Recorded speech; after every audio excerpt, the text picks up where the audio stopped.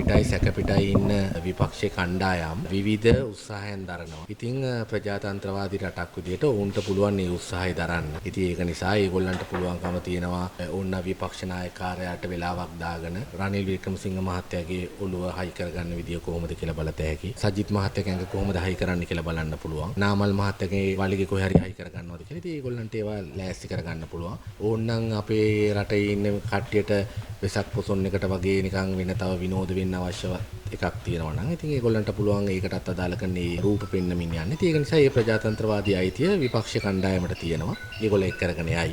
නමුත් අපිට ජනවරමක් තියෙනවා. ඒ ජනවරමට අනුව එක පැත්තකින් තියෙන දේ තමයි අපේ රටේ නීති ආධිපත්‍ය පිහිටවන එක.